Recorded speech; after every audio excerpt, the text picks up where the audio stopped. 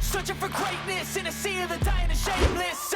A sea of the aimless. I don't wanna be one of the nameless. I'ma wake up with the mindset that one day I'm gonna make it. And I don't think I'll be fine if I don't break my limitations.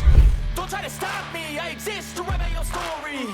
I'll make a decision if I want some peace or if I want the glory. Yeah, don't wanna lie. 안녕하십니까, 리레모터스 박군 박문수 과장입니다. 오늘의 차량은 소렌토 가솔린 2.5 터보 차량이고요. 실질적으로 제가 10,000km 정도 운행하면서 사용했던 차량이기에 장점 5가지, 그리고 이건 조금 아쉬운데 하는 장점 2가지를 한번 소개시켜 드리도록 하겠습니다. 사실 경쟁 차종으로 대항마가 없을 정도로 완벽한 차종 중에 하나고요. 그래서 인기가 많고 출고 대기가 긴 차량 중에 하나이죠. 그럼 지금부터 장점 5가지 시작하도록 하겠습니다. 첫 번째, 가장 큰 장점이라고 할 수가 있는데요. 가솔린 모델이다 보니까 사실 승차감과 출력에 대해서 무시할 수 없습니다. 가솔린 모델, 그 전에 제가 차량을 타던 차가 디젤 모델이었기 때문에 가솔린 모델의 특유한, 그리고 승차감, 그 다음에 진동, 그리고 정숙성에 대해서 다시 한번 감탄을 할 수밖에 없었는데요. 최고 출력 281마력에 최대 토크 43토크는 사실 시내 주행 그리고 고속 주행에서 엑셀을 밟았을 때 그 출력감이란 타의 출용을 불허합니다. 상당히 만족감이 있는 차종이기에 언제든지 늘 인기가 많을 수밖에 없죠. 두 번째, 가장 큰 장점 중에 하나는 바로 공간감입니다. 차량을 보시면 아시겠지만 크기가 상당히 크고 5인승, 6인승, 7인승까지 출고가 가능한 모델인데요. 사실 공간은 그대로 두고 인승을 늘린다는 건 사실상 안에 공간이 넉넉할 수밖에 없다는 내용입니다. 자, 잠깐 트렁크를 한번 보러 가시죠. 네, 트렁크를 한번 열어보면 제 차량은 5인승 모델이기 때문에 3열의 공간이 지금 트렁크로 온전히 사용할 수 있고요. 여기에 풀 폴딩까지 사용하면 기존 트렁크 공간에서 훨씬 더 많은 공간을 사용할 수가 있습니다. 상당히 여유적인 트렁크 공간을 사용할 수 있는데, 저는 개인이지만 사업자분들은 여기에 적재 공간으로 충분히 적재물들을 사용할 수도 있게끔 만들어드린 공간들을 사용하고 있습니다. 다음은 장점 세 번째, 풍부한 옵션입니다. 제 차량은 노블레스 등급의 드라이브 와이즈 10.25인치 내비게이션, 그리고 파노라마 썬루프까지 들어가 있는 모델인데요. 드라이브 와이즈는 전방, 축후방, 충돌 방지 보조, 그 다음에 스마트 크루즈 컨트롤이라고 내비게이션을 기반으로 가다 서다까지도 반복하는 옵션을 사용하고 있고요. 내비게이션은 실질적으로 요즘에 T맵을 많이 사용하시긴 하지만 자연 무선 업데이트가 가능한 모델로 사실상 주로 이 모델을 사용할 수밖에 없게끔 만들어 놓았고요. 또 기아 카플레이 뿐만 아니라 커넥트까지 연결이 돼서 자동 시동, 그 다음에 온열 기능이라든지 여러 가지 기능들을 추가하고 있습니다. 거기에 청정 기능까지, 실내 공기의 청정 기능까지도 담당하고 있고, 터널을 들어갈 때 자동적으로 인식해서 모든 창문을 닫아주거나 외기 공기까지 차단하는 기능을 사용하고 있고요. 파노라마 썬루프는 옵션으로 선택하는 경우 이 직물 시트의 색상을 검정으로 바꿔주기 때문에 훨씬 더 고급감이 가중될 수밖에 없습니다. 여기에서 아까 전에 드라이브 와이즈를 잠깐 설명을 드렸는데요. 드라이브 와이즈 자체가 측방, 후측방, 충돌 보조를 도와준다고 했는데, 사실상 이 큰 차다 보니까 사각지대가 생길 수밖에 없습니다. 가끔 내가 보지 못하는 환경에서 무엇인가가 다가왔을 때 자동으로 급제동 및 전멸을 하는 그런 상황들까지도 보여주고 있어서 풍부한 옵션이 상당히 만족스럽다라는 생각이 들고요. 내비게이션을 통해서 또한 서라운드 뷰, 360도 어라운드 뷰를 제공하고 있어서 주차, 이런 좁은 골목에서 상당히 유용하게 사용하고 있습니다. 장점 네 번째, 사실상 가장 칭찬하고 싶은 것 중에 하나가 바로 이 착좌감이 아닐까 생각합니다. 노블레스 등급을 선택하다 보니까 천연 가죽 시트를 선택을 당연히 할 수밖에 없는데요. 시트 자체가 폭이 상당히 넓고 공간적으로도 상당히 여유가 있다 보니까 오랜 운전을 통해서도 전혀 피로감을 느낄 수가 없습니다. 있습니다. 그리고 등받이 앉아있는 엉덩이 부분까지도 상당히 여유롭게 공간들을 조절할 수 있고요. 그리고 요즘에 한 6천만 원이 넘는 수입차들도 통풍이 빠져 있는 경우가 상당히 많은데요. 이거는 온열 기능, 그 다음에 통풍 기능까지 모두 다 가지고 있어서 어떠한 계절에서도 사실 운전자와 동승자가 충분한 만족감을 느낄 수 있는 옵션을 가지고 있죠. 장점 5번째, 감가 방어가 확실하다는 말씀을 드릴 수 있습니다. 사실 지금 신차 차량을 대기한다고 하면 가솔린, 지금 이 모델도 10개월, 디젤 모델은 16개월, 하이브리드 모델 같은 경우에는 18개월의 대기 기간을 가지고 있습니다. 사실 군대 가기 전에 내가 예약을 해놨더라도 제대를 하고 나서도 받지 못하는 차량 중에 하나라는 말씀을 드리고 싶네요. 그런 우스갯소리도 있는데 실질적으로 신차를 출고해서 내가 타다가 중고차로 넘기더라도 감가 방어가 확실하고 더불어 피까지 붙는 차종 중에 하나입니다. 이렇게 어려운 차종 제가 구해드릴 수 있습니다. 언제든지 연락 주시면 바로 매칭 차량 출고 도와드리도록 하겠습니다. 그럼 지금까지 장점에 대해서만 한번 설명을 드려봤는데요. 이제 단점 2가지 한번 간단하게 설명드려 보겠습니다. 자, 단점 첫 번째로는 연비를 말씀드릴 수 있습니다. 복합 연비 11km를 마크하고 있고 시내 주행 9.8, 그 다음에 고속 주행 12.9를 책정되고 있는데요. 사실상 제가 아이들 픽업용으로 사용하는 이 모델의 차종의 실질적으로 실주행 연비는 보통 6에서 7 정도 나옵니다. 깜짝 놀랄 만한 연비죠. 사실 좀 더 대형 포드 익스플로러 그 차량의 연비와 거의 맞먹는 수준이라고 보시는 게 맞을 것 같고요. 여기에서 내가 연비, 그 다음에 내연기관보다 하이브리드를 선택하고 싶다 하시면 충분한 모델의 재고는 있습니다. 연락 주시면 바로 그쪽으로 도와드리도록 하겠습니다. 하지만 저는 사실 내연기관의 장점을 충분히 살릴 수 있는 모델을 선택했기 때문에 그 부분들을 감안하고 가는 거죠. 단점 2번째, 차량의 희소성입니다. 지금과 같이 쭉 설명을 드렸던 장점 때문에 패밀리카, 가족을 위한 차량 너무 많은 인기를 달리고 있고 지금도 판매 순위 1위를 다투고 있는 차종 중에 하나이기 때문에 사실 공도에서 대형 SUV를 보면 10대 중에 6, 7대는 소렌토입니다. 그리고 화이트 차종이죠. 그래서 희소성을 찾기는 조금 아쉽다. 그만큼 감가도 좋고 만족도가 높은 차량 중에 하나라는 말씀을 드릴 수 있겠네요. 지금까지 소렌토 가솔린 2.5 모델 실주행을 하면서 장점 5가지, 단점 2가지에 대해서 설명을 좀 드려봤습니다. 어떠셨나요? 내가 고민하는 차량 중에 하나라고 하시거나 혹은 아직도 결정을 망설이고 계시다고 하시면 지금 바로 가솔린, 디젤, 하이브리드 모델 모두 제가 가지고 있습니다. 언제든지 연락 주시면 일주일 이내 아니면 바로 출고 도와드리도록 하겠습니다. 지금까지 리레모터스 재고를 가장 많이 가지고 있는 박문수 과장이었습니다. 좋아요, 구독, 알람 설정 아직 안 해주셨다면 바로 눌러주세요. 감사합니다.